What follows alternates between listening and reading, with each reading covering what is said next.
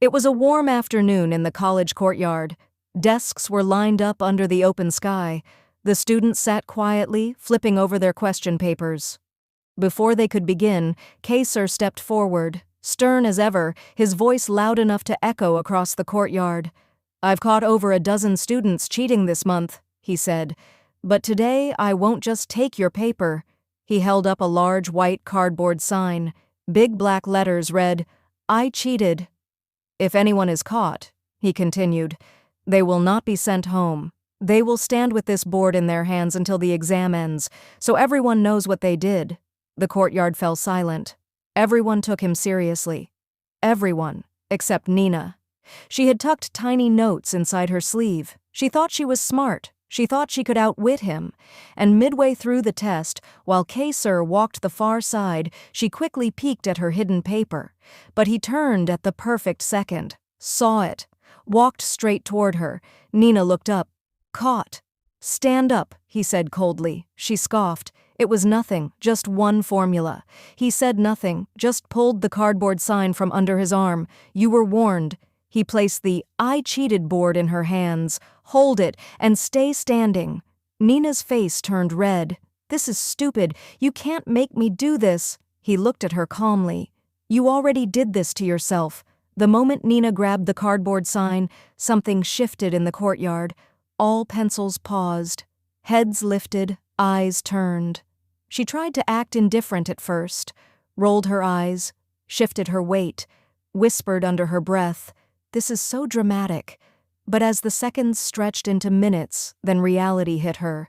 There was no escape from it. The board she held was almost as long as her torso. The black letters, "I cheated," were loud even in silence. She could feel the weight of each letter pressing against her arms, though the board itself was light. Some classmates stared at her, others avoided looking altogether, pretending to focus harder on their tests.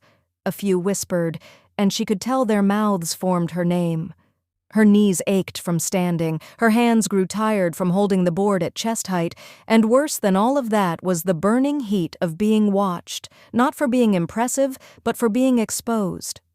Behind her, Kaser stood quietly, not yelling, not lecturing, just there, a reminder of what she'd done.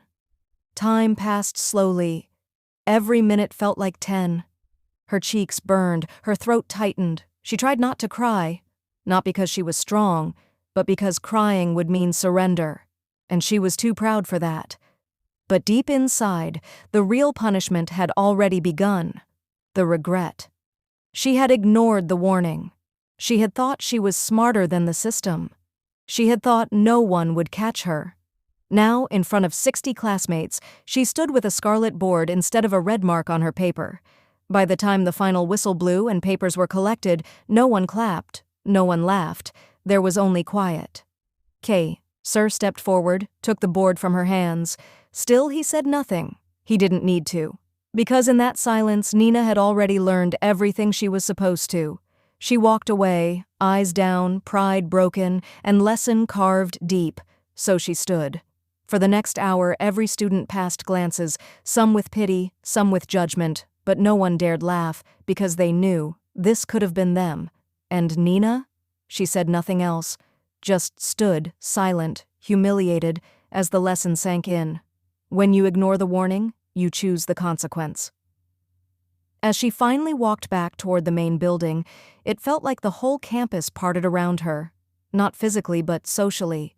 Friends didn't rush to greet her. Some just gave small nods, others whispered when she passed. She wasn't angry. She wasn't even embarrassed anymore. She just felt small. Her feet dragged, her hands trembled. She opened her locker, stared at cheating notes for a second, and then threw them